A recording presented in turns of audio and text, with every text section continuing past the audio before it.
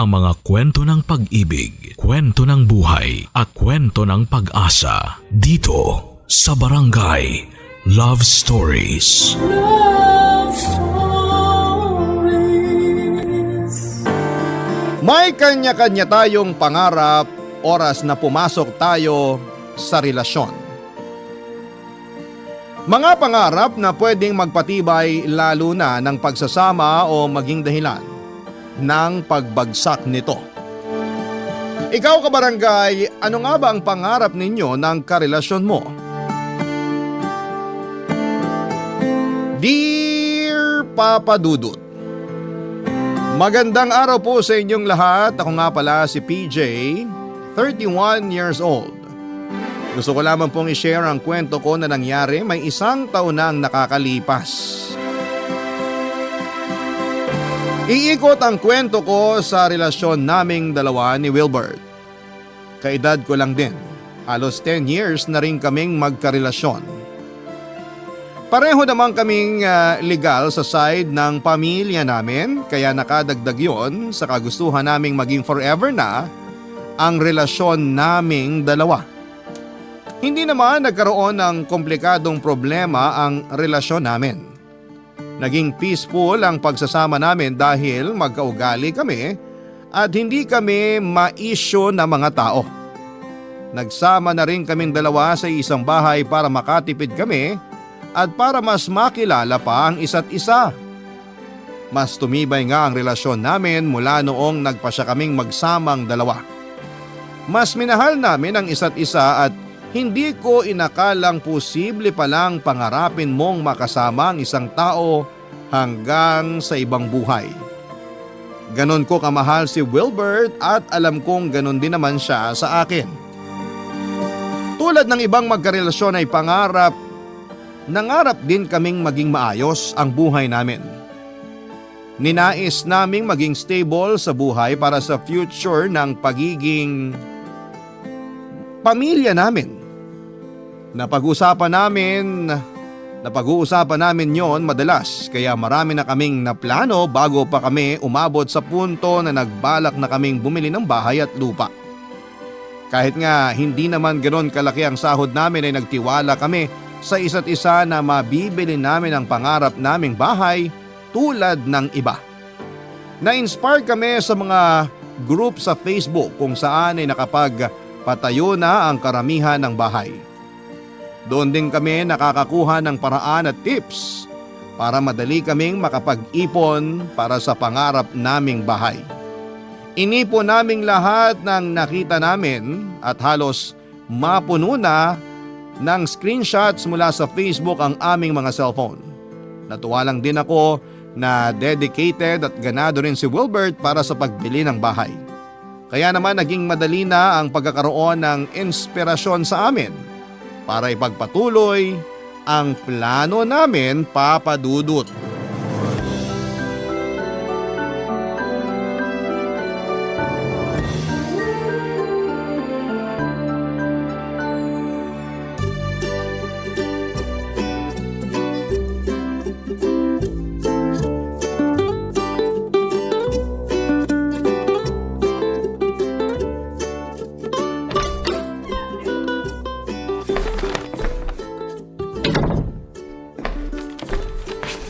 Wilbert!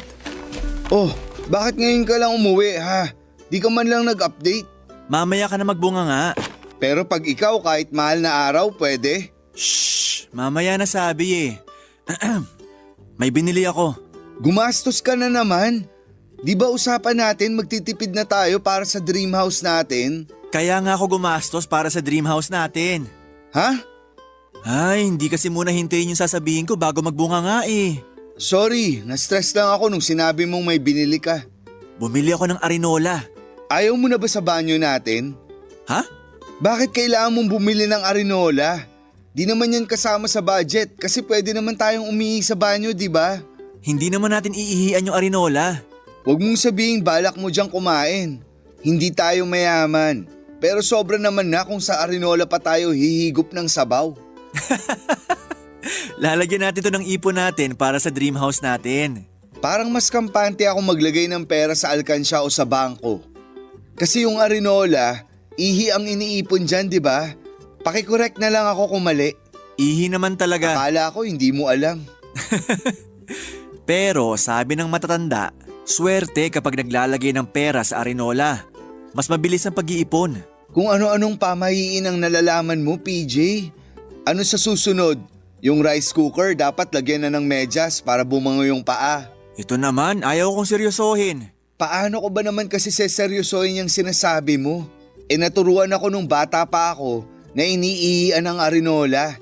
Yun lang ang purpose niya sa buhay. Wala ba kayong pamahiin sa inyo tungkol sa Arinola? Ganito ba ang sagot ko kung meron? Kasi nga sa probinsya namin, uso ang paglalagay ng pera sa Arinola. Kaya nga sa mga sari-sari store pansinin mo, laging Arinola ang lalagyan. Lalo na kapag barya. Mas matunog, mas maingay ang swerte. Nakakita na ako ng mga tindahan na may pulang maliit na Arinola na nilalagyan ng pera. Pero akala ko na-recycle lang nila dahil baka butas na. Kaya mas magandang i-repurpose na lang. Ew, mas kadiri naman yung iniisip mo. Inihian na yung Arinola tapos i-repurpose para lagyan ng pera? Aba malay ko ba? Baka may pamahiin din na kapag pumanghi ang pera dahil sa Arinola, mas dadami. Bagong bili tong Arinola, no? Tsaka sakto pula para swerte. Parang sa mga Chinese. Baka naman pumanghi ang pera natin kapag nilagay at binabadyan ha. Gusto kong mainis sa'yo pero panalo kasi ang sense of humor mo eh. Kaya nga patay na patay ka sa akin, di ba? Ang kapal mo. Kasing kapal mo tong takip ng Arinola. Basta di yan mapanghi, okay lang na ikumpara mo ako dyan. Oh, basta. Mag-iipon na tayo. At dito natin ilalagay lahat sa Arinola na to. Malaki tong binili ko, hindi kagaya ng mga nasa store. Kasi malaki ang kailangan natin para makabili tayo ng bahay. Bakit ba ayaw mong idiretso na lang sa bangko yung ipon natin? Kasi nga raw swerte kung ipapadaan muna sa Arinola. Tuwing mapupuno ng pera tong Arinola, tsaka natin ibabangko. Ang proseso naman ng pamahiin mo? Kung di lang kita mahal. Kaya lang mahal mo ko, no? Kaya sa Arinola tayo mag-iipon. Mahal kita. Mahal din kita kahit magpapaniwala ka sa Arinola. Ipinagpatuloy namin ang usapan habang nagmemeryenda kami ng hopyang baboy at malamig na orange juice. Iyon kasi ang naging tradisyon namin tuwing pinagpaplanuhan namin ang future namin. Pakiramdam namin noon natutupad ang mga plano namin kapag sinasawsaw namin ang hopyang baboy sa nagyeyelong orange juice. Sinasabayan pa namin yon ng malakas na tawanan para marinig ng langit na kailangan naming matupad ang mga plano at mga pangarap namin. Kung hindi ba naman maingayan si Lord sa lakas ng tawa namin, ewan ko na lang talaga.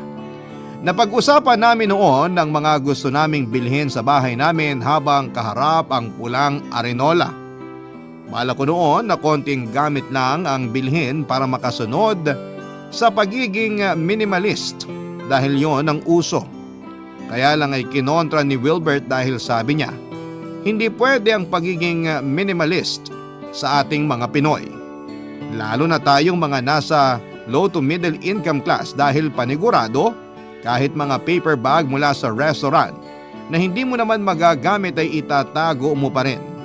Umaasa kasi tayong magagamit pa rin natin yon balang araw kahit na hindi naman natin alam kung kailan. Marami pa kaming napag-usapan at hindi sana kami titigil kung hindi lang namin napansin ang mabilis na paggalaw ng mga kamay ng orasan. Oras na para magpahinga dahil kailangan muli naming magtrabaho kinabukasan para sa mga pangarap namin. Sa pangarap naming tahanan. Bago kami nahiga ay humarap pa kaming dalawa sa malapad naming salamin sa kwarto. Pinagmasdan namin ang bawat isa at saka ngumiti. Binulungan ako ni Wilbert at sinabing balang araw mas maganda na ang isusuot naming pangtulog. Binulungan ko rin siya at sinabing balang araw ay maganda na ang bahay na pagtutulugan naming dalawa. Napangiti kaming pareho sa mga bulong namin at saka nagpasya na humiga sa kama para magpahinga. Hanggang sa panaginip ay umabot ang pangarap kong bahay para sa amin ni Wilbert. Ganon katindi ang kagustuhan ko noon na makabili na kami kaya sisimula na nga naming punuin ang Arinola. Hindi ng ihi kundi ng pera. Mabilis lang sana ang pag-iipon kung walang problemang biglang darating sa harapan mo. Inaasahan ko naman nang may mga problemang haharang sa pag-iipon namin. Kaya lang ay hindi ko inaasahan kung gaano yon kabigat. Papa Dudut.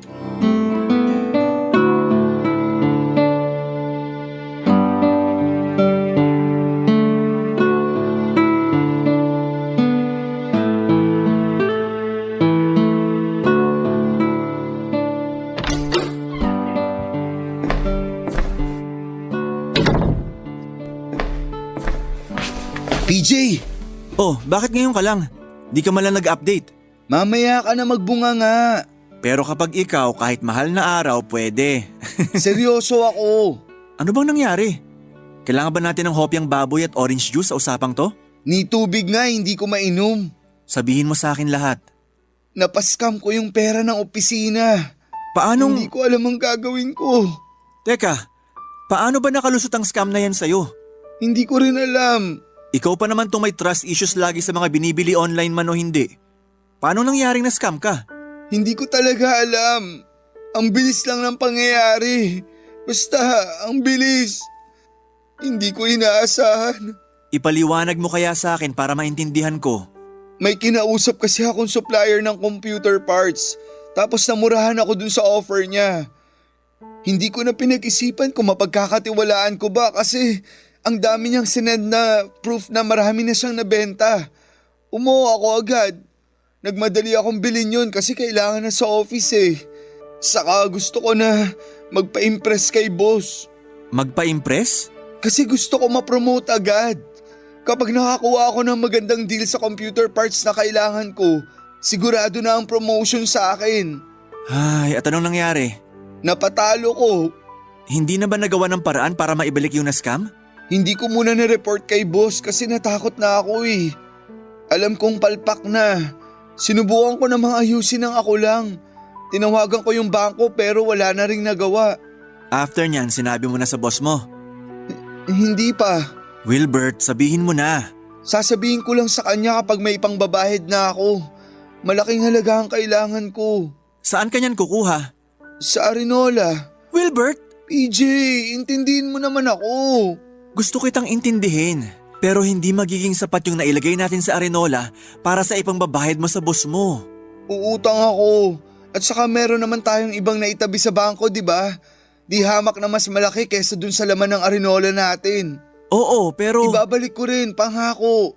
Suportahan mo na lang muna ako. Kasi kung hindi ko maibabalik yung pera, matatanggal ako sa trabaho.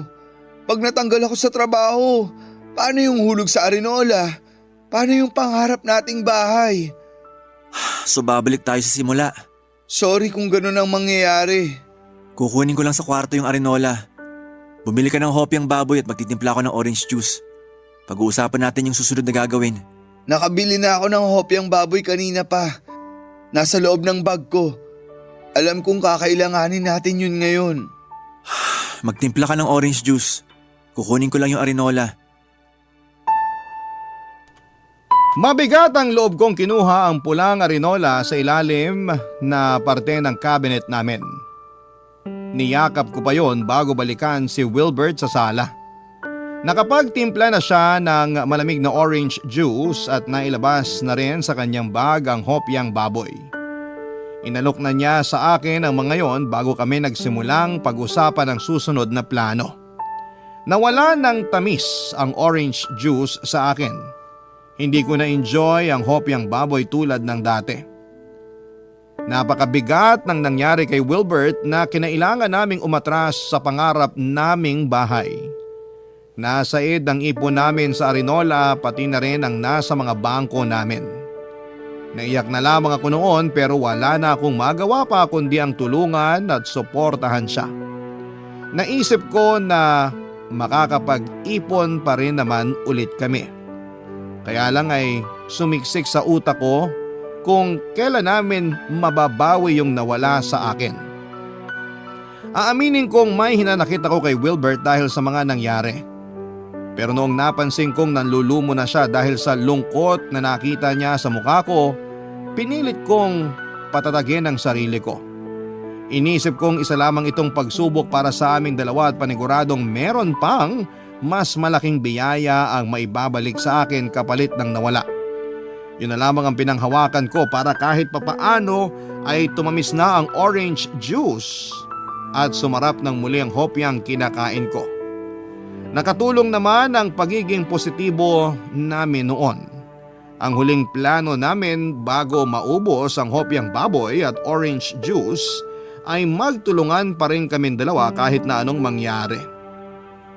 Sa mga panahong 80% lang ang kayang ibigay ng partner ko, subukan mong punan ang 20% para mabuo ang 100% kailangan ninyo para makausad sa problema ninyo sa relasyon ninyo. Yon, Papa Dudut, ang naging dulo ng plano namin. Nakagaan yon kahit papaano sa amin at pinagdasal ko na lamang din na mapuno muli ang pulang arinola na pinanghahawakan kong makapagdadala ng swerte sa buhay at sa mga pangarap namin. Kaming dalawa, hawak kamay at walang iwanan kahit na anuman ang maging problema. Barangay Love Stories. Barangay Love Stories. Sa pagdaan ng mga araw ay unti-unti ay nakapaglagay na kaming muli sa pulang arinola. Hindi ko pa rin siyempre matanggal noon sa isipan ko ang nawalang pera noon. Malaki ang ginawa naming pagtitipid para makahabol sa nawala sa amin. Hindi na kami nakapag-date sa labas tulad ng dati. Nakakailang painit kami sa mga ulam na nabibili namin sa karinderya na binabaon na rin namin sa aming mga trabaho. Nabawasan na rin ang mga pagkakataon na bumibili kami ng hopyang baboy at orange juice. Hindi dahil hindi namin yun afford kundi dahil wala pa kaming susunod na plano. May mga pagkakataon noon na gusto kong sisihin si Wilbert sa mga nangyari. Pero pinigilan ko ang sarili ko dahil alam kong hindi yon makakatulong sa sitwasyon namin.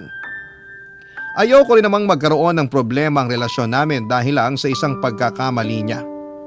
Lagi ko na lamang binabalikan yung mga panahong nagsakripisyo siya sa relasyon namin para lang may pangbawi sa nagawa niyang pagkakamali. Hindi man naging madali ang magpatawad noon pero kinaya ko dahil mahal ko siya. Papa Dudut, akala ko ayun na ang huling beses na magagalaw namin noon ang arinola. Pero hindi pala. Hindi ko inakalang muling mababawasan ang laman noon at dahil na naman kay Wilbert.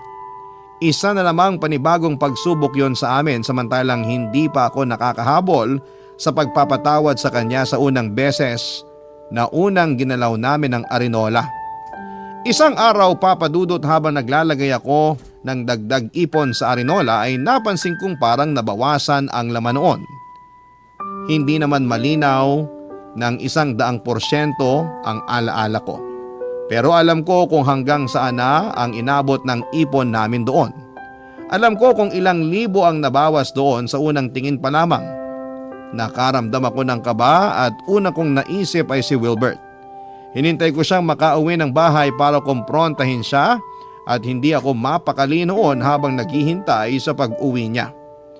Inaral ko ang mga tamang salita na gagamitin sa paghaharap naming dalawa. Kaya lang ay iba pa rin ang lumabas sa bibig ko noong nakaharap ko na siya mismo, Papa Dudut.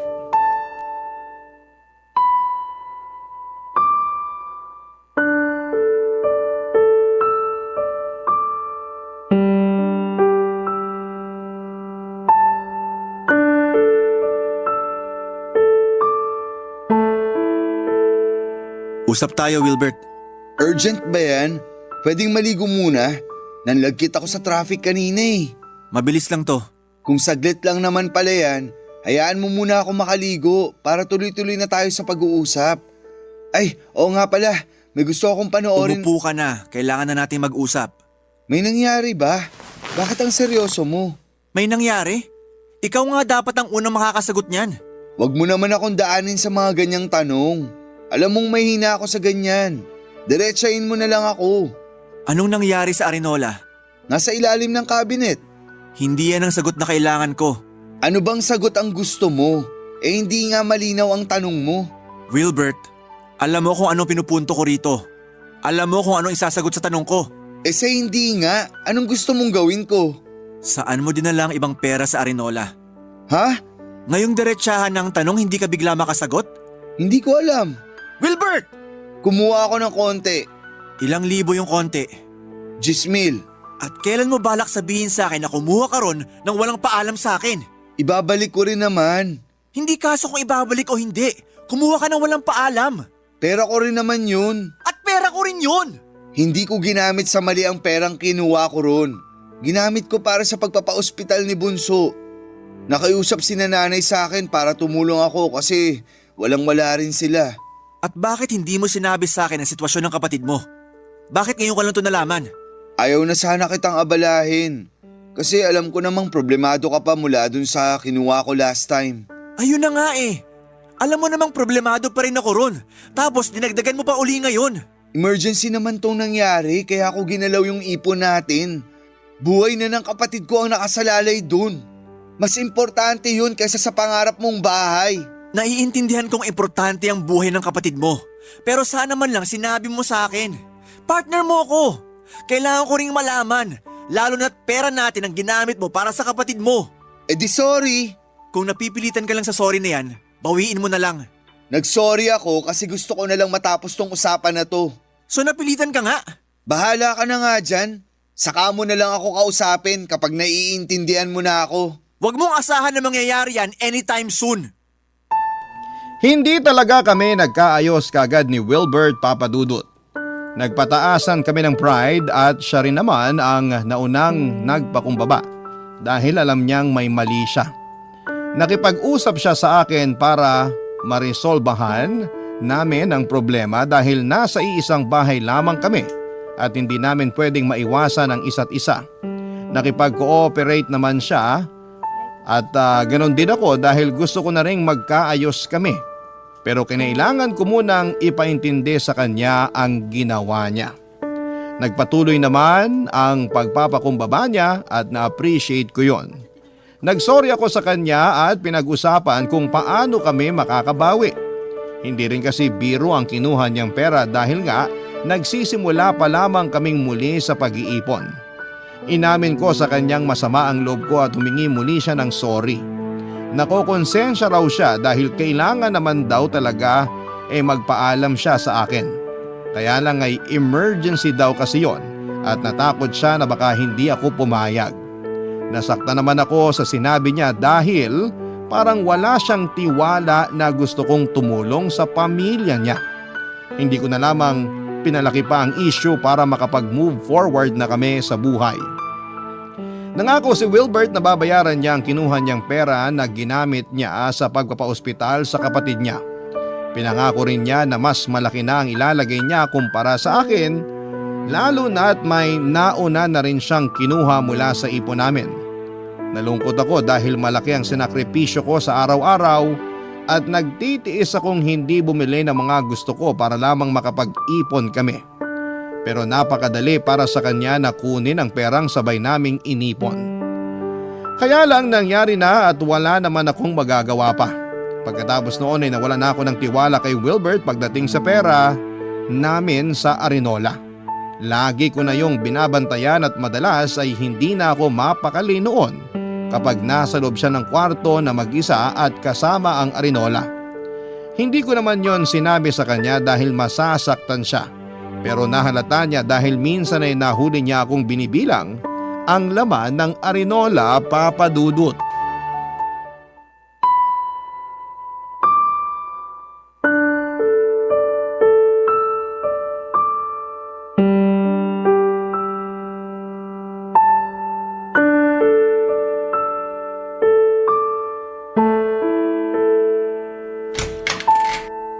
Chinat kita sa Facebook para bumaba ka na ng kwarto.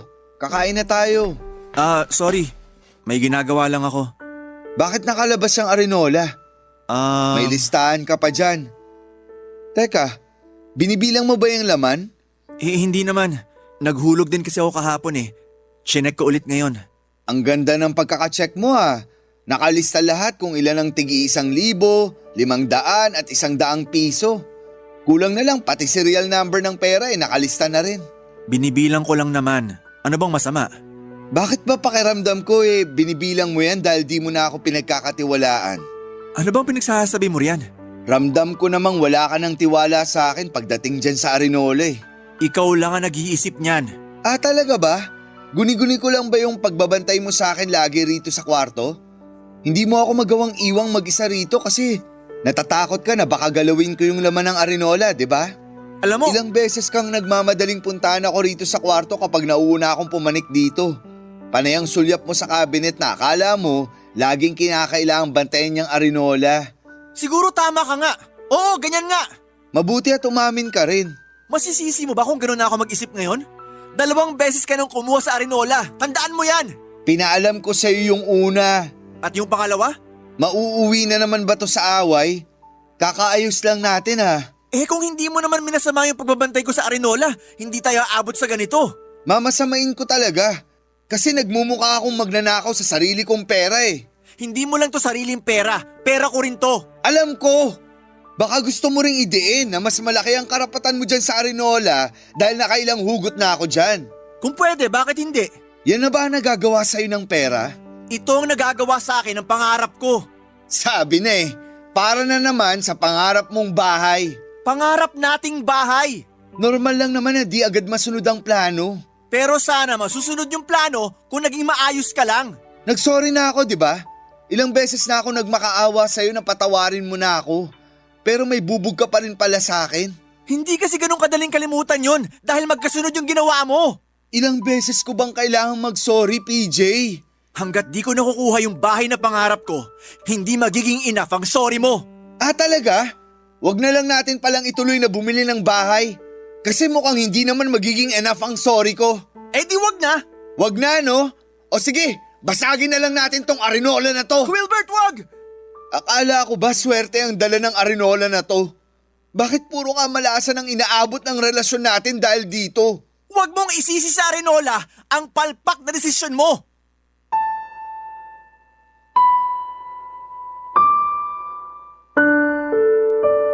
Papadudot lalong umaapaw ang galit ko nang tinuloy-tuloy ni Wilbert ang pagsira sa Arinola. May mga perang napunit dahil sa gigil niya. Naitulak pa niya ako nang pigilan ko siya sa ginagawa niya, Papadudot. Pagkatapos noon ay natauhan siya at nagsorry sa akin. Kinabigla ko ang mga nangyari, Papadudot. Yun ang unang beses na nakita ko siyang nagalit ng ganon. Alam kong na-trigger ko siya pero hindi ko naman inakalang magiging ganon ang reaksyon niya. Natahimik kaming pareho pagkatapos mag-sink in ang mga nangyari. Nagkatinginan lamang kami pero wala ni isa sa amin ang gustong maunang magsalita, Papadudot.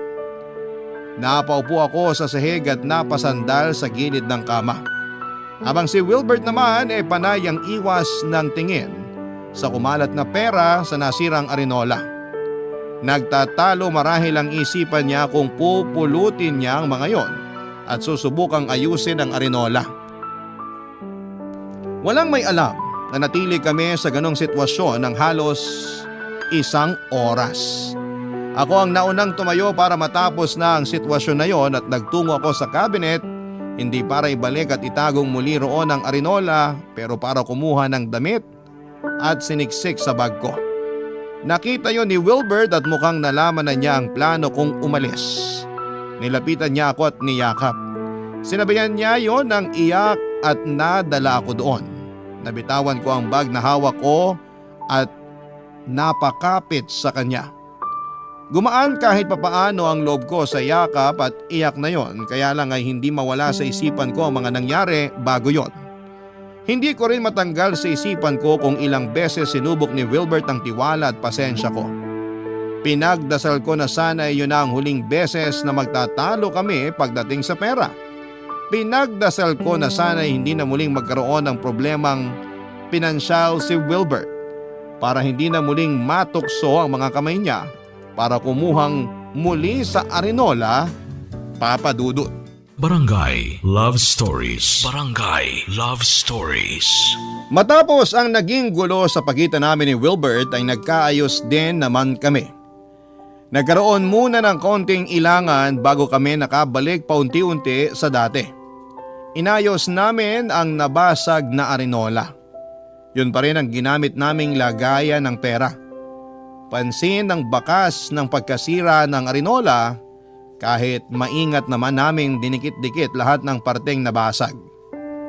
Hindi na ngayon maibabalik tulad ng dati, malaki na ang naging lamat mula ng unang beses po itong mawasak. Bigla ko tuloy naisip ang nangyari sa relasyon namin ni Wilbert Papadudut. Tulad ng isang arinola. Nagkaroon na rin ng lamat ang aming relasyong dalawa at hindi man namin kaagad inamin. Pero ramdam naman namin sa bawat tingin ang problema. Hindi na katulad ng dati ang lahat pero hindi na rin kami nag-aaway.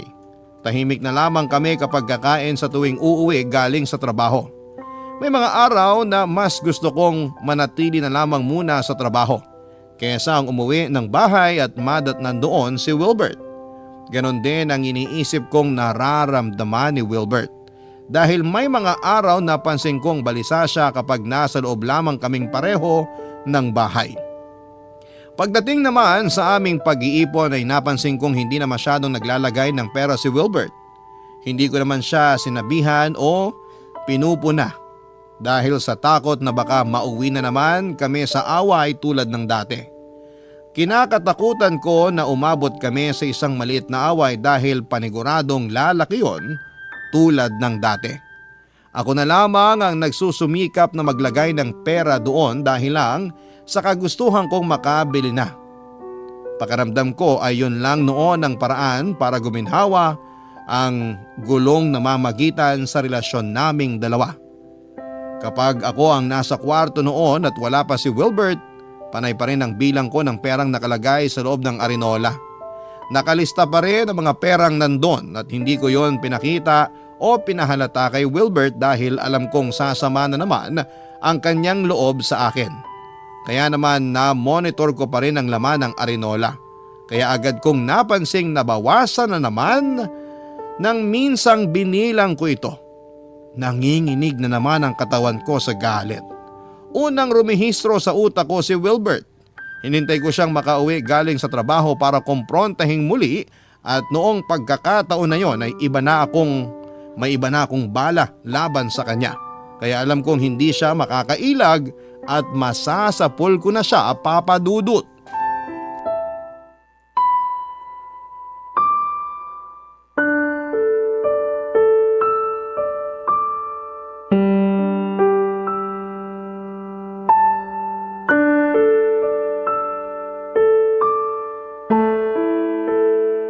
Amoy alak ka.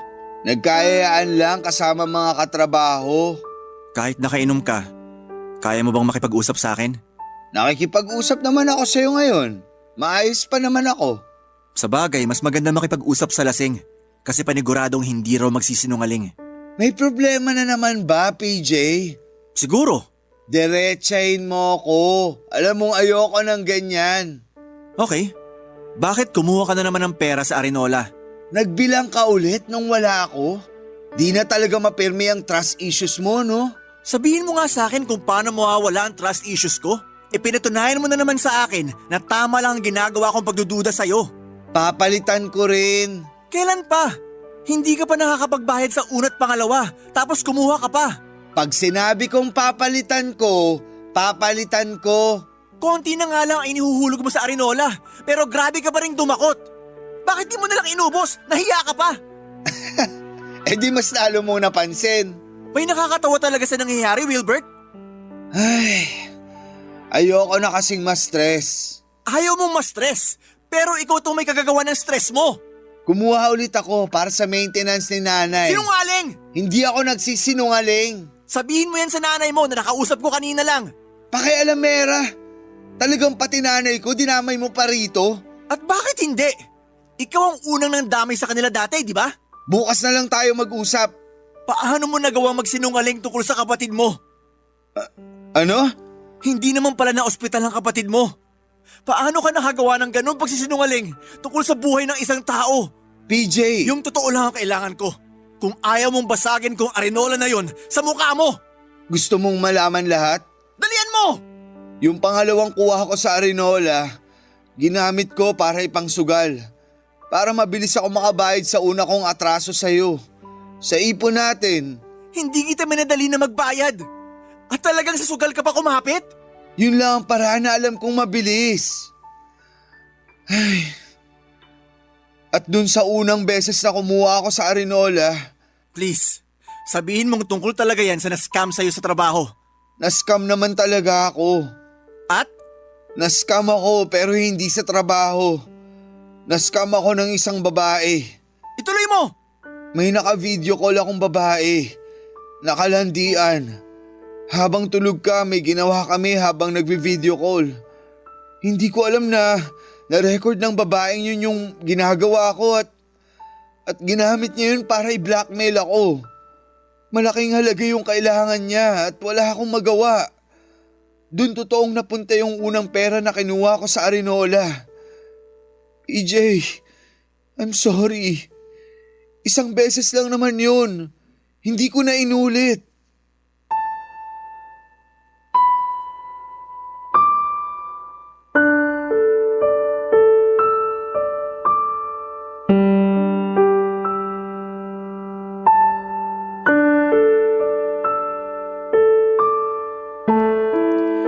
Papadudot, hindi ako makapaniwala sa sinabi ni Wilbert. Ni sa panaginip ay hindi ko man lang nakitang magagawa niya yon sa akin. Napatanong ako kung ano bang kulang sa akin para gawin niya yon sa akin. Inasahan kong iiyak ako at magwawala ng mga oras na yon pero hindi po yon nangyari. Nakatitig lamang ako sa kanya at siya naman ay nag-aabang ng mga salitang pwedeng makasakit sa kanya. Hindi ko yon ibinigay sa kanya. Tanging nagawa ko na lamang noon ay pumanhik sa aming kwarto at nagkulong doon ng halos 30 minutos. Hindi ako sinundan ni Wilbert, alam kong nasa sala lamang siya noon at inaabangan ang susunod na gagawin ko. Maski ako ay hindi ko alam ang susunod na gagawin ko. Nabigla ako masyado at hindi ko napaghandaan ang magiging reaksyon ko. Basta nasa loob lamang ako ng kwarto at nakaupo sa sahig. Makalipas ang ilang saglit ay nagpasya na akong tumayo, papadudot. Tinungo ko ang kabinet at saka kinuha sa ilalim noon ang Arinola. Nanginginig ang mga kamay ko habang hawak ang Arinola na yon. Ang Arinolang inakala ko makapagbibigay ng swerte sa amin. Pero kabaliktaran ang naidulot sa relasyon namin ni Wilbert. Doon ako nakaramdam ng bigat ng dibdib, papadudot. Nagmadali akong lumabas ng kwarto para balikan sa sala si Wilbert. Nadatnang ko si Wilbert na nakaupo sa sofa at may hinandang hopyang baboy at malamig na orange juice. Pilit ang ngiti niya na may halong kaba. Samantalang ako ay hindi ko magawang pikein kahit ang masamang tingin ko sa kanya. Nagalangan siyang simulan ang usapan kaya naman ako na ang lumapit at pinatong na ang Arinola sa harapan naming dalawa. Nakita ko ang bigat sa mukha niya ng pagmasdan ng Arinola. Nakatingin lamang ako sa kanya habang kinakalma ang sarili ko. Nang handa na ako ay kinausap ko na siya sa mga susunod naming plano. Hindi katulad ng dati, ang mga planong yon ay hindi maitatawid ng maayos ng hopyang baboy at malamig na orange juice. Papadudot.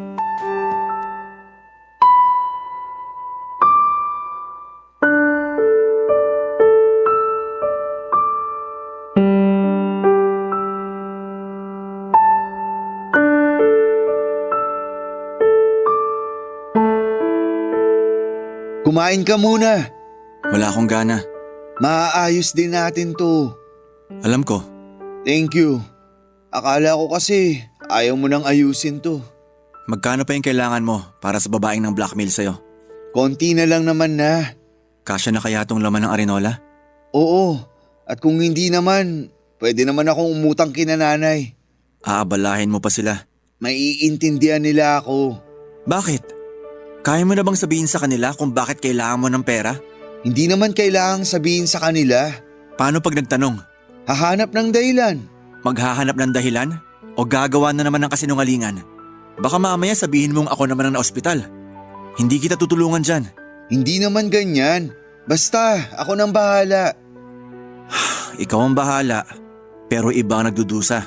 Ayusin na lang natin to. Malulusutan din natin to. Hindi ko nga alam kung bakit kailangan kasama ko sa dapat lumusot sa problemang sinimulan mo. Alam ko galit ka pa sa akin at naiintindihan kita. Pero kailangan ko ng tulong mo. Yun naman lagi ang ginagawa ko, di ba? Simulan na natin kung paano to ayusin. Kung ano man yung kulang, huwag ka nang mag-alala. Ako na ang didiskarte. Kung hindi kinananay, doon na lang sa mga katrabaho ko. Mapapahiraman nila ako. Okay?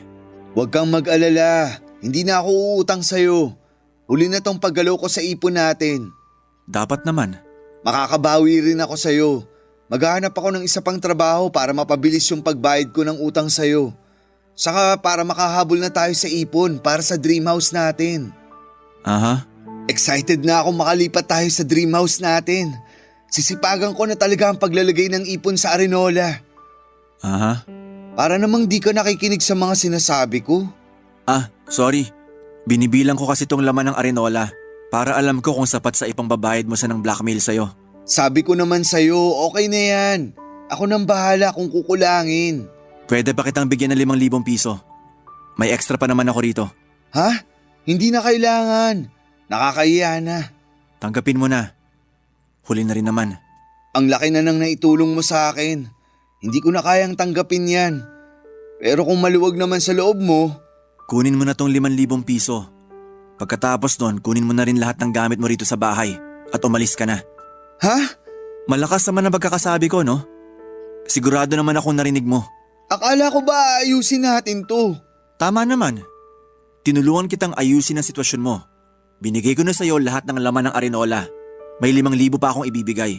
Ang ibig kong sabihin yung tungkol sa relasyon natin. Iniisip mo pa talaga na may relasyon pa tayo? Matapos kong malaman lahat ng ginawa mo? Pero aayusin natin, di ba? Wala nang ibang kailangang ayusin. Gusto ko na lang umalis ka na rito sa bahay para makapagsimula na ako sa buhay ko. Paano yung dream house natin? Hindi ka naman talaga kasama sa pangarap na yon. Ako lang ang totoong nangarap sa bahay na yon. Kasi kung kasali ang puso mo ron, sana hindi ka gumawa ng dahilan para mabura ang pangarap na yon. Inabot ko na ang 5,000 kay Wilbert at binilinan siyang umalis na rin ng araw na yon. Hindi niya yon tinanggap kaya naman nilapag ko na lamang sa lamesa. Inulit ko ang mga sinabi ko baka lang sakaling hindi na proseso ng utak niya lahat ng mga nangyari. Hindi siya nakapagsalita at nakatingin lamang siya sa 5,000 pisong pinatong ko sa mesa. Nagpa siya akong umalis muna ng bahay, Papa Dudut. Bago ako lumabas ng bahay ay inulit ko ang pagpapaalis ko sa kanya. Sinabi kong babalik ako ng bahay oras na makaalis na siya. Hindi pa rin niya ako inimik. Nanatili lamang siyang nakaupo at tila nagtatalo ang isipan at puso niya sa gagawin. Hindi ko alam kung saan ako pupunta noon hanggang sa dinala ko ng mga paa ko papunta sa simbahan. Nagkataon nakakatapos lang ng misa at pasarado na ang simbahan. Naupo ako sa pinakadulong upuan at doon ay bigla akong napabulalas ng iyak. Nabigla ako sa mga nangyari dahil akala ko ay wala na akong luhang mailalabas. Pero doon lang nag-sink in sa akin lahat ng sakit na idinulot ni Wilbert sa akin. Madaling araw na ako nang makauwi at pagkarating sa bahay ay wala na ang mga gamit ni Wilbert. Pero hindi niya kinuha ang 5,000 piso at ang laman ng Arenola. Nanikip ang dibdib ko nang ma-realize kong tapos na nga talaga kaming dalawa.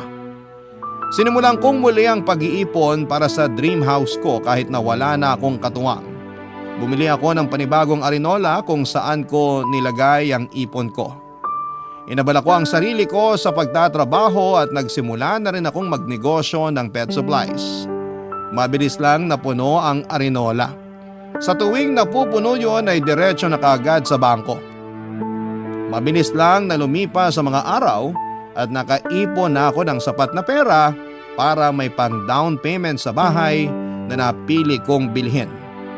Napaiyak na nga lang ako sa mga nangyari, hindi dahil sa lungkot o sakit, kundi dahil sa saya. Saya na akala ko ay tapos na ang pangarap kong magkaroon ng bahay dahil nawala si Wilbert. Pero hindi pala. Nag-iba lang ang direksyon at oras pero natupad pa rin ang pangarap ko. Nawalan lamang ako ng katuwang sa pangarap na yon pero inabot pa rin sa akin ni Lord ang lahat dahil siguro yun naman ang pinakamagandang plano. Papa Dudut, may mga taong makakasama mo sa pagbuo ng pangarap. Pero hindi pa rin natin masisiguro kung makakasama natin sila sa dulo para mabigyan ng katuparan yon. Pero kahit na ganoon man ang nangyari ay nagpapasalamat pa rin ako dahil mas lalo akong tumatag sa pagkawala ni Wilbert at mas lalo ako nagkaroon ng drive para bigyang katuparan ng mga pangarap ko. Hanggang dito na lamang po ang aking liham. Maraming salamat po at nagawa ninyong ibahagi ang aking buhay sa lahat ng inyong mga masusugid na tagapakinig sa Barangay LS. Muli maraming salamat po. Ang inyong forever kapuso at ka-barangay, PJ. Nagustuhan ng iyong napakinggan? Ituloy yan via live stream sa www.gmanetwork.com/radio.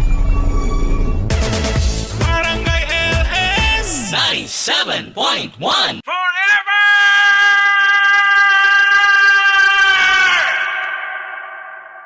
Barangay Love Stories. Love stories. Marami ang nangangarap magkaroon ng anak.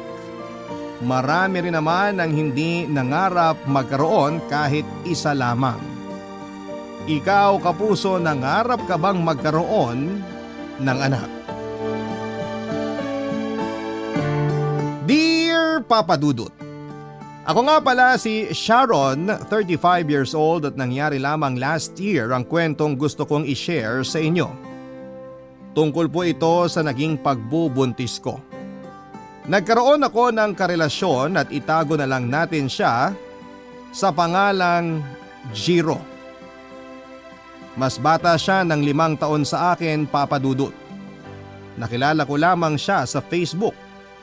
Nagkamabutihan kami kaagad dahil marami kaming pagkakaparehas. Sa una, nailang ako sa agwat namin sa edad pero pinatunayan naman niyang mature siyang mag-isip, Papa Dudut.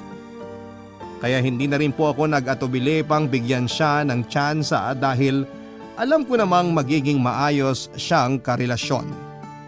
Sa unang buwan pa lamang namin ay aaminin kong may nangyari na kaagad sa amin. Yun ang simula ng problema ko noon, Papa Dudut. Hindi planado ang pagbubuntis ko at kinabigla ko yon. Alam ko namang nag-iingat kami dahil gumagamit si Jiro ng kondom. Ako kasi yung tipo ng babaeng mahilig talaga sa kaya nung single pa lamang ako'y aminado akong active ako sa ganong mga aktibidades. Kaya lagi kong nire-request noon sa makakaano ko na gumamit sila ng kondom dahil ayokong mabuntis. Aminado naman kasi ako noon na nag-e-enjoy pa ako sa pagkadalaga ko at masisira yon kung magiging nanay ako kaagad. At yun na nga, Papa Dudut, nangyari na ang kinakatakutan ko. Nabuntis na ako, Papa Dudut. Hindi ko lang talaga inasahan na Barangay LS 97.1. 97.1.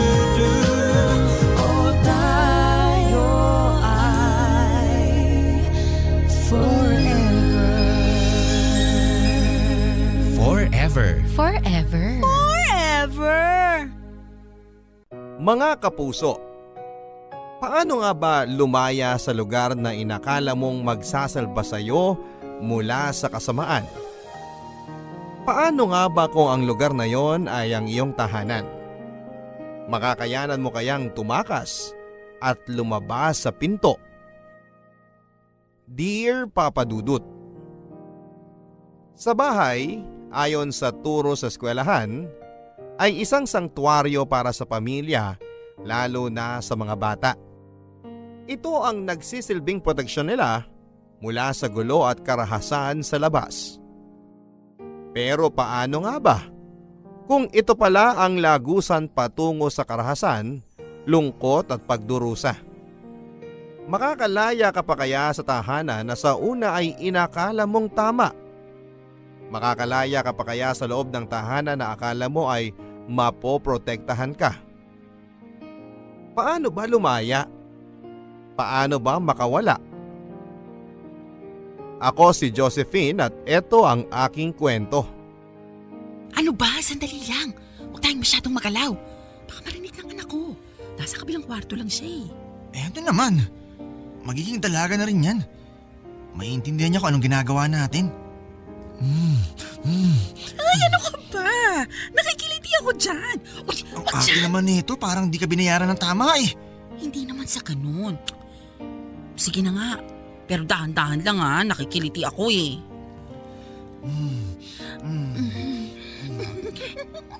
Yan ka na naman eh. Nakikiliti nga ako dyan. Ano ba? Itutuloy ba natin to o hindi? Ibalik mo na lang ang pera ko at hahanap na lang ako ng ibang bayaran. Mama, may kasama po kayo dyan? Ay, wala anak. Binubugaw ko lang yung daga. Nasa kisame kasi. Shoo! Shh! Shh! Pwede po ba ako matulog dyan, Mama? Natatakot kasi ako sa kwarto ko eh. Naku anak, mas nakakatakot dito. May mumu. Oo. Tapos yung yung daga. Baka kagatin ka na lang sa tenga nito. Sige na anak, punta ka na sa kwarto mo. Sige po, Mama. Malaking daga pala ha? Ano ba? Edad 8 pa lamang ako ay mulat na ako sa ganitong klaseng kabuhayan ng aking ina. Oo, binuhay niya ako sa pagbebenta niya ng laman. Hindi raw kasi siya nakapagtapos ng pag-aaral at walang gustong tumanggap sa kanya sa trabaho kaya dito na lang siya sa madali at kaya akong buhayin. Palibhasa ay wala akong ama na makakasama niya para tulungan siyang buhayin ako. Ni minsan ay hindi namin napag-usapan kung sino ba si Papa. Lagi na lang siyang nag-iiba ng usapan kapag napupunta na kami kay Papa. Pero balita ko, sa ibang kamag-anak namin ay nabuntis daw si Mama ng isang security guard na kapitbahay niya dati. At nung malaman na buntis na ito, agad itong tumakbo. Kaya heto, kaming dalawa na lang ang nasa mundo namin ngayon. Si Mama na ang naging ama at ina ko. Hindi ko man maunawaan ng lubos ang trabaho niya noong bata pa lamang ako. Para sa akin ay wala na itong problema. Kasi sa tuwing may darating na lalaki sa aming maliit na bahay, ayun nagkakapera siya pangbili ng ulam namin sa karinderya o hindi naman kaya ay pambili ng pudpud na lapis na ginagamit ko sa aking pag-aaral. Siguro ay ayos na rin ito para sa akin nung bata pa ako. Yun ang akala ko. Anak, nakatulog ka naman ba kagabi? Opo. Pasensya ka na anak ha kung maingay si Mama kagabi at si Tito Tito. Tito Ray? Hindi, Tito Ron? hindi rin. Eh sino po ba yung kasama niyo kagabi sa kwarto niyo, Mama? Basta si Tito mo rin yun. Nakalimutan ko na yung tawag sa kanya. Oh, kumain ka na lang ha. Medyo sunog lang yung itlog. Tanggalin mo na lang yung mga nangingitim sa gilid. Mama, bukas pala bibili daw po kami ng bentang makapuno candy ni Ma'am Castro. Kailangan daw bumili para may plus points ako. Anong makapuno candy? Ano ba yung teacher mo na yan? Abusado ha? Nung nakaraang buwan, binibentahan ka ng pandikoko na nangangasim na, tapos ngayon naman, candy naman. Susumbong ko na yan sa principal nyo talaga. Nung akala niya, pinupulot ang pera? Wag na po, Mama. Baka po pagalitan ako nun tapos ibagsak ako sa Pilipino eh.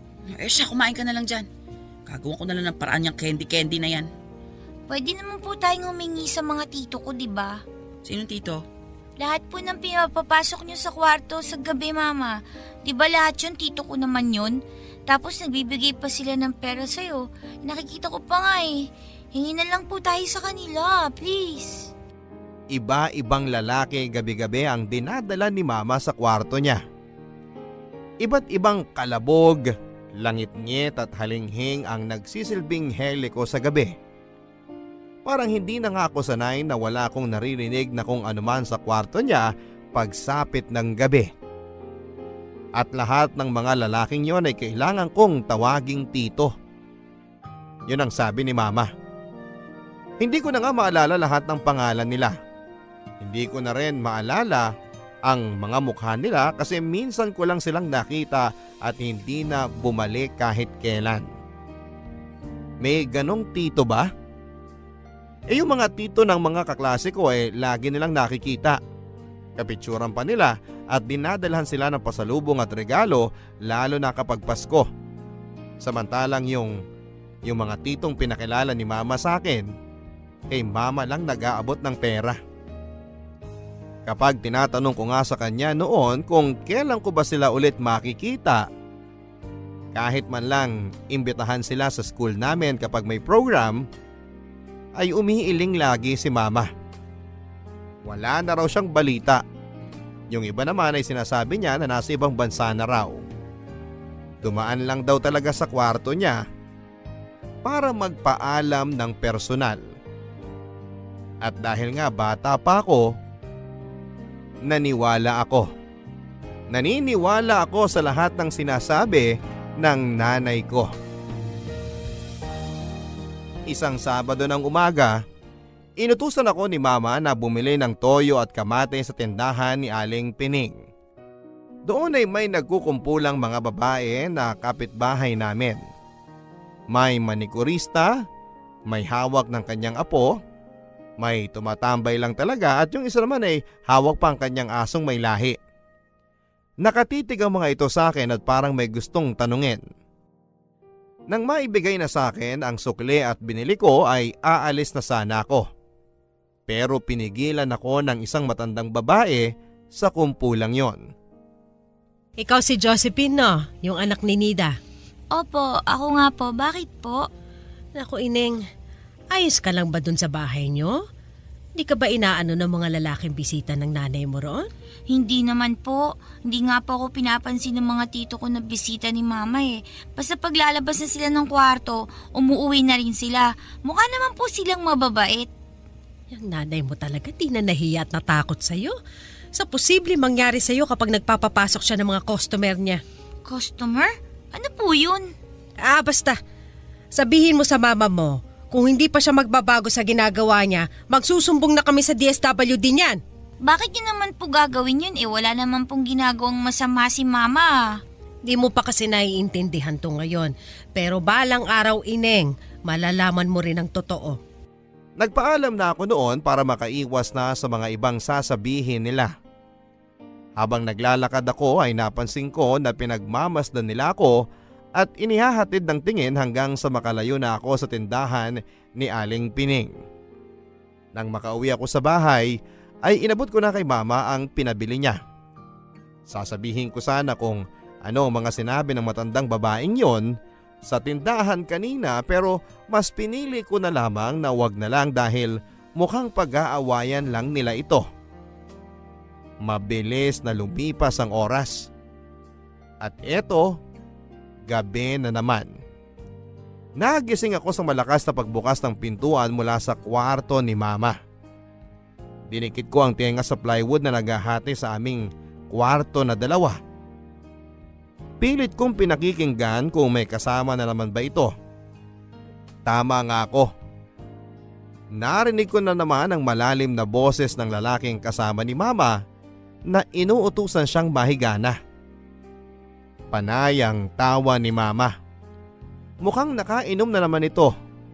Narinig ko na lang na binagsak nila ang kanilang mga katawan sa kama.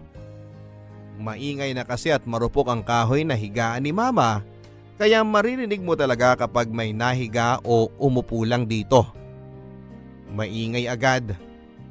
Sana, sabi ko sa isip ko, bigyan sana si Mama ng pera nung tito na pumasok sa kwarto niya para pampagawa ng kama.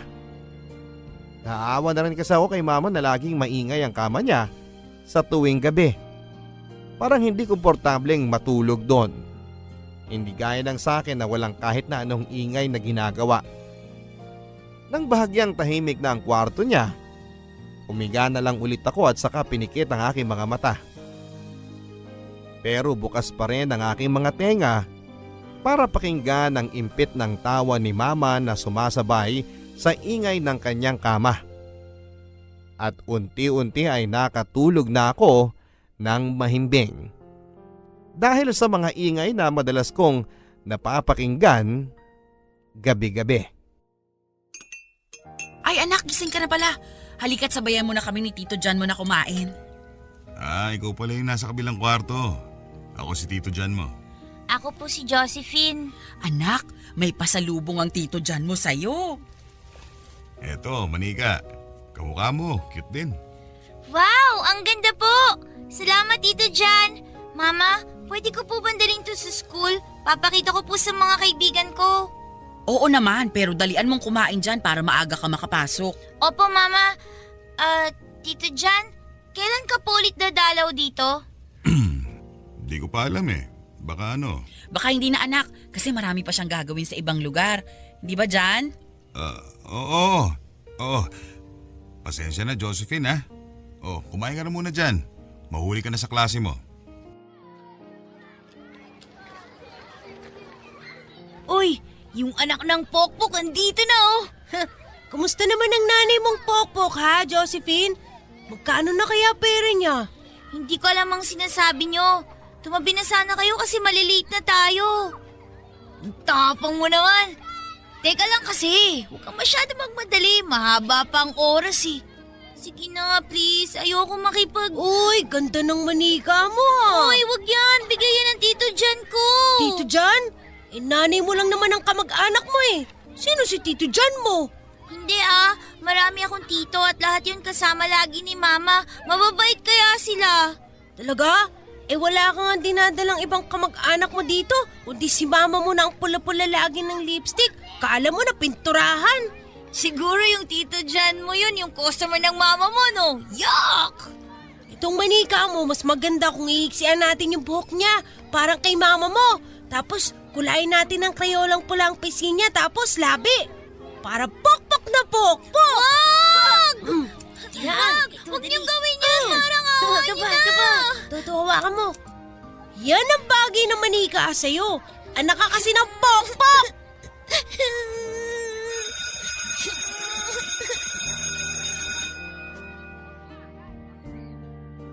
Hindi pa sila nakontento at hinila pa nila ang ulo ng aking manika para kumalas ito sa kanyang katawan. Sobrang sikip na ang damdamin ko sa nakita kong kalagayan ng bago kong manika. Isa-isa kong pinulot ang mga buhok nitong ginupit at pilit na pinupunasan ang pisngi nito at labi na kinulayan ng pulang krayola. Hindi ko ito matanggal sa aking palad, kaya ginamit ko ang aking palda para punasan yon, pero hindi pa rin matanggal. Kung hindi pa ako tinawag ng aking teacher para pumila na sa flag ceremony, ay hindi pa ako aalis ng aking pwesto. Habang naglulupang hinirang, ay panay ang daloy ng mga luha sa aking mga mata. Hindi ko alam kung ano ba ang nagawa ko sa kanila para ganituhin nila ako. Ano bang kasalanan ni Mama para maggalit sila ng ganito? Mga bagay na hindi matanggap at maintindihan ng mura kong isipan. Agad akong umuwi ng bahay matapos ang klase. Hindi ko pa rin mabitawan ng manikang gutay-gutay na. Nasa bulsa ko ang ibang buhok nito na ginupit ng mga kaklase ko. Umaasa ako na baka maremedyohan ko pa ito sa pag-uwi ko. Napakaganda ng manikang ito. Hindi ko pa siya nalalaro at eto na nga lang ang kaibigang meron ako pero sinira pa ng mga mapanghusgang tao. Panay ang tulo ng luha ko noon. Hindi ko mapigilan kahit gustuhin ko. At kahit pa ulit-ulit ko nang kinukuskos ang panyo sa aking mga mata, ay parang wala namang nangyayari. Kaya hinayaan ko na lang ang sarili kong magpaanod sa mga luha ko hanggang sa makarating ako ng aming bahay. At doon ay nadatnang ko si Mama. Kaya mas lalong umagos ang hinanakit ko. Dahil sa kanya, nasira ang laruan ko. Oh anak, anong nangyari sa'yo? Bakit ganyan na yung manikang bigay sa'yo ni Tito Jan mo? sinira nila sa school. Bakit naman nila gagawin yon? Sino mga yan at isusumbo ko sa teacher mo? Tumahan ka na, taayusin na lang natin ang mga... Pokpok ka ba, Mama? Ano? Sino nagsabi sa'yo niyan? Lahat sila! Lagi ko naririnig na pokpok ka raw at hindi ko totoong titong mga bumibisita sa'yo. Anak, wag kang makikinig sa kanila, ha? Kay Mama ka lang maniniwala, ha? Lahat sila pare-pareho ng sinasabi. Pokpok ka raw, Mama! Pokpok! Anak! Ayoko na sa'yo!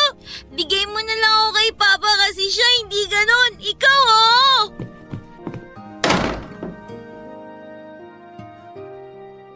Lumipas ang mga taon at heto, ganap na akong dalaga at hindi na natutuwa sa mga manika.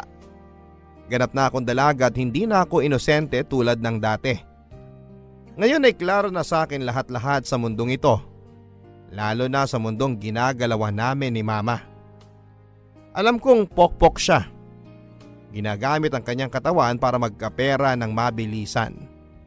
At dahil dito sa kaalaman kong ito ay unti-unti na akong napalayo kay Mama. Hindi na kami katulad ng dati. Hindi ko na nga maalala kung kailan yung huling beses na nagsabay kaming kumain sa mesa. O kaya naman ay yung kinumusta niya ako. Lagi ako nagpapahuli sa uwi sa gabi mula sa fast food na pinagtatrabahuhan ko. Diretso kaagad ako sa kwarto pero imbis na makatulog ako ay mas lalo lang ako napupuyat dahil sa mga parokyano ni Mama. Hanggang ngayon, talagang hindi pa rin siya natitigil sa trabaho niyang yon.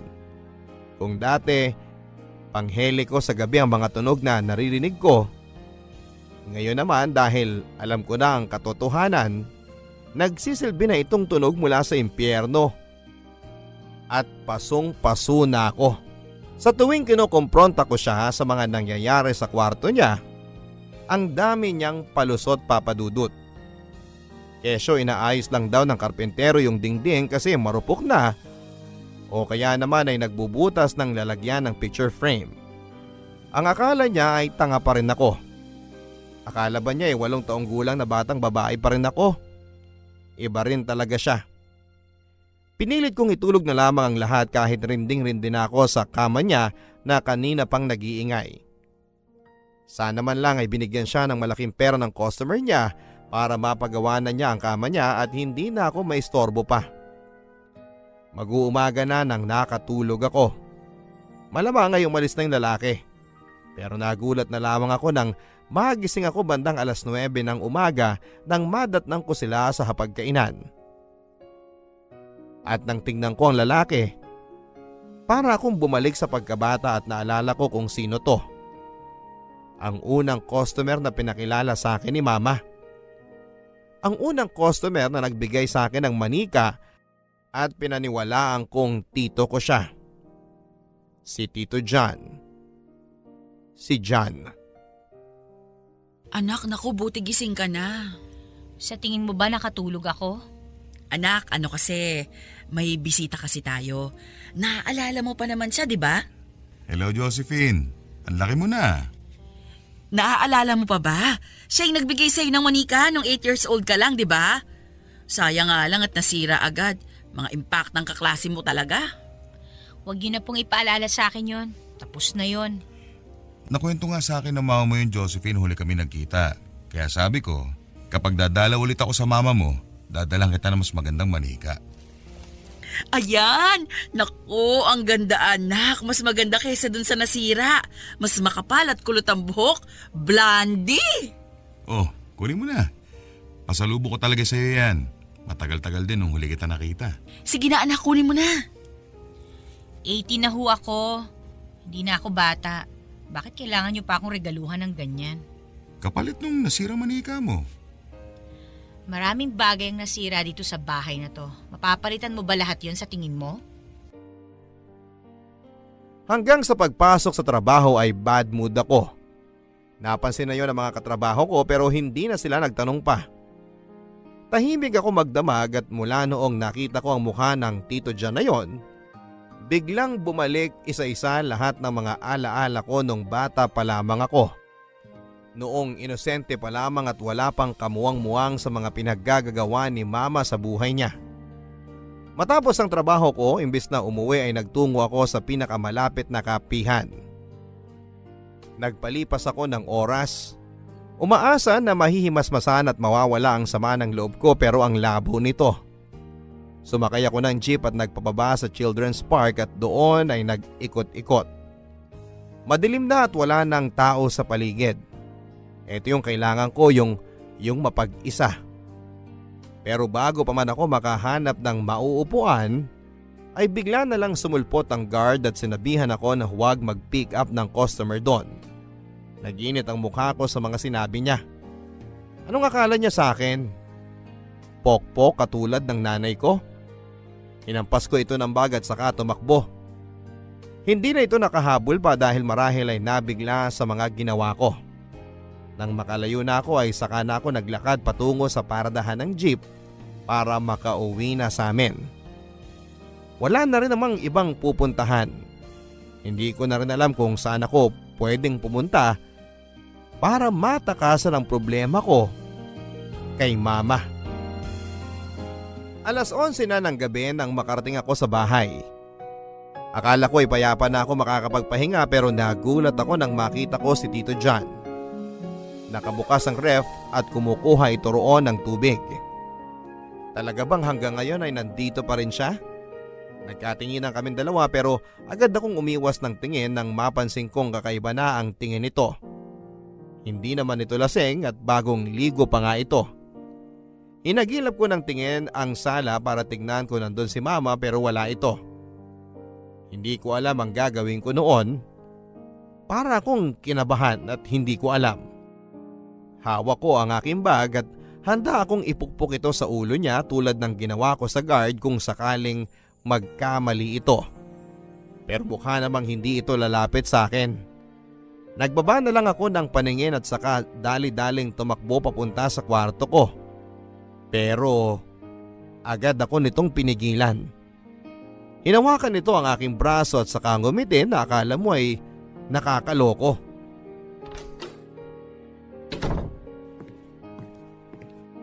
Dalagang-dalaga ka na. Bitiwan niyo nga ako kung ayaw niyo sumigaw ako rito. Kalma ka lang. Wala naman akong gagawin sa'yo eh. Huwag nga akong hawakan. Naalala ko pa nung una kita makita. Sabi ko pa sa mama mo, lalaki kang maganda tulad niya. Baka nga mas maganda pa eh. At tama ako. Tingnan mo, mas maganda ka pa kaysa sa nanay mo. Pati ang hubog ng katawan mo, sobrang sexy mo. Isa pang pambabastos mo, makakatikim ka na sa akin. At ano naman ang matitikman ko? Bastos ka! Huwag mo nga ako igaya sa nanay ko. Hindi naman kita ginagaya sa kanya. Ikaw naman, malayong-malayo ka sa kanya. Kutis mo pa lang, ang kinis na. Bitiwan mo nga ako! Shhh! Huwag ka maingay. Alam mo, pwede naman natin ito pag-usapan. Mabilis lang to. Anong pag-uusapan? Alam mo kasi, sawa na ako sa nanay mo eh. Kahit madilim, kitang-kita ko na yung kumukulubot na balat niya. Di tulad mo, kahit tingin lang, alam kong makinis na. Huwag mong idikit sa akin yung mukha mo. Magkano ka ba? Anong nangyayari dito? Nida, huwag kang mag-isip ng kung ano. Bakit kayo magkadikit na dalawa? Anong ibig sabihin nito? Ma, kasi itong si... Inaakit ako ng anak mo. Pambihira, nagpapabayad sa akin. Ang kapal na mukha! Sabi ko ayoko nga kasi ikaw Nida yung gusto ko at bata pa siya para sa akin. Pero siya tong nagpupumilit kasi kailangan daw niya ng pera. Totoo ba to, Josephine? Kahit kailan, hindi ako nagsinungaling sa'yo Nida, alam mo yan. Ang anak mo masyadong rebelde. Magtataka ka pa ba? Josephine? Hindi ako bayaran na tulad mo, Ma. Maniniwala ka ba sa kanya? Suklam na suklam ako ng gabing yon. Nanginginig ang aking katawan dahil sa galit. Ang kapal talaga ng pagmumukha nitong lalaking ito. Nakita ko sa itsura ni mama na alanganin nito sa paniniwalaan kung sino sa amin ang nagsasabi ng totoo. Anak niya ako pero nag-aalangan pa ba siya sa akin? Oo, nagre-rebelde ako pero hindi ako aabot sa ganitong punto na gagayahin ko ang pamumuhay niya. Natahimik kami marahil ng ilang minuto. Kitang-kita ko ang pagpapawis ng nakakalbong ulo ni Tito John. Panay ang punas nito sa kanyang pasmadong palad. Hindi alam kung ano ang gagawin. Hindi pa ba ito sapat para makita ni Mama na siya talaga ang gumawa ng paraan para gawan ako ng masama? Hindi pa ba halata sa reaksyon at sa galaw niya? Maya-maya pa'y hinila ni Mama si Tito John palabas ng bahay nang hindi man lang nagpaalam. Sinilip ko sila sa bintana at nakita kong mahinahon silang nag-uusap. Hindi ko alam kung napapaniwala na ba niya si Mama sa mga kasinungalingan niya, pero agad akong nanghina nang makita ko naghahalikan at nagyayakapan pa ito. Lumakad pa sila ng konti at saka pinara ang taxi para masakyan ni Tito John. Napailing na lamang ako sa galit. Maya-maya pa'y pumasok na si Mama sa bahay at doon ay nagsimula na ang komprontasyon naming dalawa. Anong sinabi ng demonyong yun sa inyo? Matulog ka na, maaga ka pa bukas. So mas naniniwala ka sa kanya? Ganon? Sumagot ka, Ma! Hindi ko alam. Paano hindi mo alam? Anak mo ko, di ba dapat ako ang paniwalaan mo? Sa mga nangyayari sa atin itong nakaraan, sa tingin mo maniniwala pa ako sa'yo? Galit ka sa akin. Pakiramdam ko tama si Jan eh. Ginagawa mo to siguro para magkaroon ka ng pera. Siya ang gusto magbayad sa akin para sa isang gabi. Ayoko, Ma! Pilit nga ako tumatanggi sa kanya eh. Hindi ko kailangan ng pera para magpababoy sa kanya tulad ng ginagawa mo. Hindi ako katulad mo. Marangal ang trabaho ko. Kung di pera, baka naman kailangan mo lang ng paraan para makaganti sa akin. At yun ay akitin si Jan. Alam mong malaki siyang magbigay ng pera. Imposibleng hindi mo naisip yon. Uulitin ko ha. Hindi ako baboy na katulad mo. Suklam na suklam ako sa ginagawa mo at pinangako ko sa sarili ko na hindi ako gagaya sa'yo kahit mawalan pa ako ng pera. Baboy ka, Ma! Baboy! Oo, baboy na akong baboy. Pero tandaan mo, yung perang kinita ko habang binababoy ko ang sarili ko ang dahilan kung bakit buhay ka pa rin hanggang ngayon. Kung bakit nakakatikim ka ng masasarap na pagkain ng bata ka pa lang at nakakabili ng mga damit tulad ng ibang bata. Kaya sino ka para husgahan ako? Inilabas lang kita dito sa mundong to na walang kahit na ano. Yun na nga eh. Sana hindi mo na lang ako inilabas sa mundong to. Sana pinatay mo na lang ako habang dugo pa lang ako dyan sa tiyan mo kasi ginawa mong miserable ang buhay ko nang hindi ko nalalaman. Baboy ka, Ma! Baboy! Yun na ang huli naming pagkikita at pag-uusap ni Mama. Hindi ko na hinintay pa na magsalita pa ito, Papa Dudut. Agad-agad ako nag-impake at umalis sa bahay na yon. Hindi niya ako pinigilan. Hinayaan ako nito at sumigaw pa bago ako umalis. Sige, umalis ka. Buti nga yan kesa agawan mo ako ng customer ko sa bahay ko. Mas lalong nag-init ang aking pakiramdam sa sinabi niyang yon na mas lalong naging dahilan para ituloy ko ang aking planong magpakalayo-layo na sa bahay na yon. Yung bahay na naging dahilan para masira ang aking pagkabata. Yung bahay na akala ko'y magiging proteksyon ko at magbibigay sa akin ng saya. Sa huli ay kabaliktaran pala ang lahat-lahat dahil ginawang impyerno ni Mama ang loob ng aming bahay. Na siguro kapag tumagal pa ng konti ay masusunog na ako. Hindi madaling gawin ang lisanin ng ina ko, siya na lang ang pamilya ko. Pero kung ito ang makakabuti para sa akin, eto ang gagawin ko dahil ayokong magpahila sa kanya sa butas ng impyerno. Ako po si Josephine, katulad mo rin ba ang aking kwento? Paano ka lalaya ngayon? Naisip mo na ba kung paano? Nagmamahal ang inyong kapuso at kabarangay, Josephine. Forever. Barangay Love Stories. Love Stories.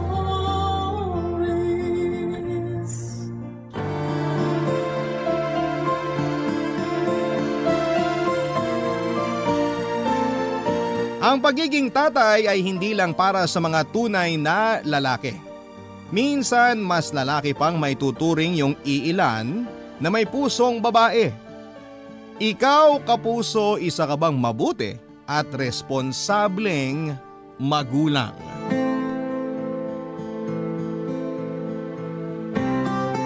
Dear Papa Dudut, Magandang tanghali po sa inyo at bumubuo ng inyong programa sa Radio GMA ang Barangay Love Stories.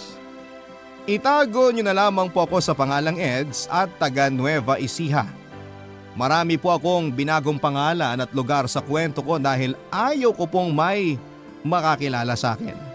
Ang totoo niyan, Papa Dudut, ay naguguluhan po ako gawa ng hindi ko kayang ipagsigawan sa mundo kung ano talaga ang gusto ko. Nagkakagusto naman po ako sa babae pero nagkakagusto rin ako sa lalaki. Pero lahat ng confusion na yon ay sa aking sarili ay naging malinaw. Simula nang dumating sa buhay ko ang aking mag-ina. Papa Dudut, laking probinsya po ako at mahirap lang ang pamilya namin. 9 na taong gulang ako nang mamatay ang tatay namin dahil sa sakit sa puso. 8 kaming magkakapatid at ako ang bunso. Ang iba kong mga kapatid na babae ay maagang nag-asawa at ang mga kuya ko na lamang ang nagtaguyod sa aming pamilya. Kahit na mahirap kami noon sa buhay ay hindi naman po kami sumasala sa pagkain. Napalaki kami ng mga magulang namin ng maayos at may takot sa Diyos. Nung araw ako lang ang nakatungtong sa high school kaya sinabi ko kay nanay na magtatrabaho agad ako pagka-graduate. Naranasan ko pong magtinda ng mais at suman, kina Ate Yoli at kahit paano ay masaya ako dahil kumikita ako. Sinabi ko noon sa sarili ko na magtatrabaho akong mabuti at magsisika para maibili ko si nanay na mga gusto niyang kainin. Pangarap ko rin siyang madala sa mall para kumain sa labas. Siya po ang kasama ko noon hanggang mag 22 years old ako. Kaya nga parang gumuho ang mundo ko. Nang mamatay siya sa parehong sakit na kumitil sa buhay ng tatay namin, Papa Dudut. Pero ang mas masakit doon ay hindi ko po nasabi sa kanya ang pagkatao ko. Sa kabila ng lahat ay nangangarap pa rin po ako na magkaroon ng sariling pamilya at magkaanak. Sa maniwala kayo o hindi ay may nakarelasyon na akong babae. Kahit naman kasi paano ay may itsura ako, Papa Dudut, at magaling din na makisama. Isa sa mga naging girlfriend ko ay si Karen, na nagkataon namang kaibigan ko rin. Kaso on and off po ang naging relasyon namin. Netong huli naming hiwalayan ay dahil nalipat ako ng branch sa mall na pinagtatrabahuhan ko. Pero maliit ang mundo dahil isang araw ay muli kaming nagkita doon ni Karen at naging magkatrabaho.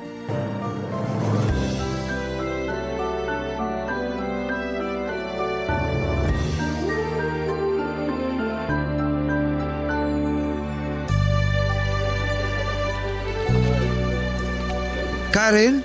Ikaw nga! Eds! Naku, long time no see! Oo nga, kumusta ka na ba? Teka, dito ka rin ba nagtatrabaho? Oo, ikaw rin? Yes! Wow, small world! Correct ka dyan. Sino mag-aakala na magkikita pa tayo? Matagal ka na ba rito? Ilang buwan na rin. Bago ka lang ba? First day mo? Oo, kaya medyo nanganga, Papa. Pero dahil nandyan ka na, hindi na ako kakabahan. Ikaw, kinakabahan? Parang hindi ganyan ang pagkakakilala ko sa'yo ah. Sobra ka naman. Malamang kakabahan talaga ako kasi bago sa akin lahat. Posisyon, lugar, mga katrabaho. Kanina pa nga ako nalilito sa ginagawa ko. Nahihiya naman ako mang-istorbo ng iba nating kasama kasi tinuruan na nila ako kanina eh. Makaisipin nila hindi ko kaagad na gets. Mababait naman ang mga tao rito kaya ayos lang na magtanong ka kung may hindi ka alam. Sabi nga nila, di ba? Mas mabuti nang magmukhang tanga sa pagtatanong kesa magmarunong. Naks naman! Yung words of wisdom mo talagang namimiss ko sa'yo mula nung naghiwalay tayo. Eds, matanong ko lang. May asawa ka na ba? Single pa rin ako. Iniwan mo kasi ako noon. Sira! Anong iniwan kita? Ikaw yung lumayo, no? Hanggang sa nakalimutan mo na ako. Di naman sa ganun. Naging busy kasi ako sa buhay at sa trabaho kaya akala mo nakalimutan na kita. Pero nabalitaan ko pala na wala na nanay nyo. Condolence pala, Eds. Sorry, hindi ako nakupunta sa libing. Ayos lang. Alam namin kung nasan man ngayon si nanay. Masaya na siya kasi wala nang sakit. Oo, malungkot mamatayan. Pero hindi naman tayo pwedeng huminto na lang mabuhay kapag may mahal tayo sa buhay na nauuna. Napakatapang mo. Hanga talaga ako sa'yo. Hindi madali ang pinagdaanan mo pero eto ka pa rin. Nakangiti, taas noong nagpapatuloy sa buhay. Kahit sino sa atin may mabigat na pinagdadaanan. Nasa atin na lang din kung paano yun i-handle. At wala rin namang masama kung hihingi tayo ng tulong sa iba kung hindi na natin kaya. Ay, speaking of hindi na kaya, thankful talaga ako nakita kita ngayon dito. Hulog ka ng langit kasi may mga pagtatanungan na ako tungkol sa trabahong ginagawa ko ngayon. Hanggang dyan na lang ba talaga ang papel ko sa buhay mo? May iba pa akong kayang itulong sa'yo. Uy, para kang sira.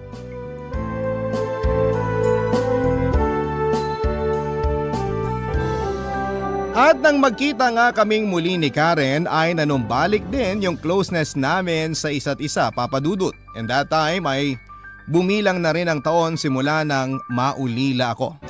Ang tagal ko rin po bago nakapag-move on at dahil hindi ko naman nasabi kay nanay ang tungkol sa pagkakagusto ko sa kapwa ko lalaki na natili po akong nagtatago at maingat lalo na sa trabaho ko. Takot po akong mahusgahan sakaling malaman nila ang pagkatao ko, Papa Dudut. Ang totoo ay hindi rin po alam ni Karen na baluktot ako. Hindi ko kasi yon inamin sa kanya kahit na naging kami noon. Ewan ko ba, wala akong lakas ng loob at iniisip ko na lamang na may ideya na siya kahit na wala siyang sinasabi. Hindi nga nagtagal ay lalo kaming napalapit sa isa't isa ni Karen. Dahil katrabaho ko siya ay lagi kaming sabay kumain at sa akin siya madalas nagtatanong kapag hindi siya pamilyar sa ginagawa niya tungkol sa aming trabaho.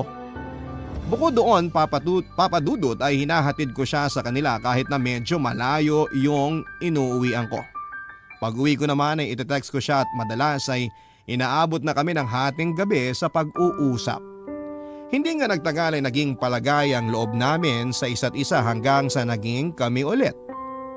Pero sa kabila ng lahat, Papa Dudut, hindi ko pa rin magawang takasan ang totoong ako. Lalo na nga nang magsimula na rin akong ma-attract sa katrabaho kong si Mark na nakilala ko sa mga inuman namin. Kaya lang may asawa na po si Mark, Papa Dudut. Doon po nagsimulang gumulo ang relasyon namin ni Karen at naging meet siya ng maraming pag-aaway.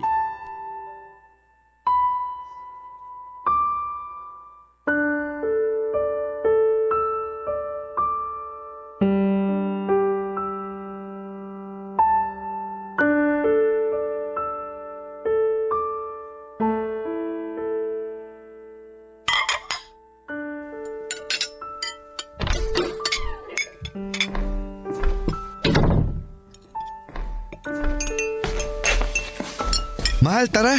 Lunch tayo. Sakto dating mo. Nakapagluto na ako ng paborito mong ulam. Akala mo ba madadaan mo ko sa pagganyan-ganyan mo, Eds? Saan ka na naman ba galing kagabi? Hinaan mo ang boses mo. Baka isipin ng mga kapitbahay nag-aaway tayo. Wala akong pakialam sa iisipin nila. Nagpunta ka lang ba rito para awayin ako?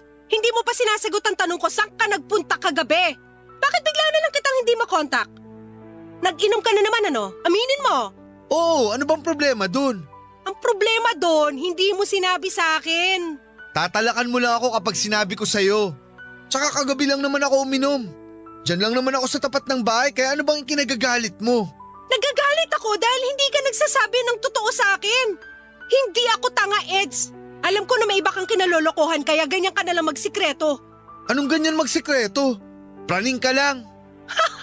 Baka akala mo hindi ko napapansin ang closeness niyo ni Mark. Na hindi lang basta magkatrabaho ang turing mo sa kanya kasi gusto mo siya. Huwag mo nang subukang i-deny dahil may nakapagsabi sa akin na bakla ka. Anong bakla? Kung ano-anong pinagsasabi mo? Kaya pala wala nangyayari sa atin hanggang ngayon dahil baluktot ka? Saan ba ako nagkulang? Ginawa ko naman ang lahat para magustuhan mo. Mas masarap ba sa paningin mo katawan ni Mark kaysa sa akin? Sagutin mo ako! Nagkagusto ako kay Mark, pero tinigilan ko na rin dahil pamilyado na siyang tao. Nagkakaganyan ka kasi wala pang nangyayari sa atin? Bakit? Sex lang ba ang habol mo sa akin? Ay, Karen, aaminin ko na naguluhan ako sa nararamdaman ko. Pero ngayon malinaw na sa akin na ikaw ang gusto ko. Kung totoo na ako ang gusto mo, bakit hindi mo sinabi sa akin na bakla ka? Kahit noong unang beses na naging tayo, wala kang binanggit, Eds! Kasi natatakot ako sa sasabihin mo. Natatakot ako na baka iwanan mo ko. Inisip ko na lang, alam mo na napapansin mo ng baluktot ako. Akala ko tanggap mo na ako sa kung ano ko. Oo! Pero inisip ko na may mga lalaki talagang malalambot kumilos at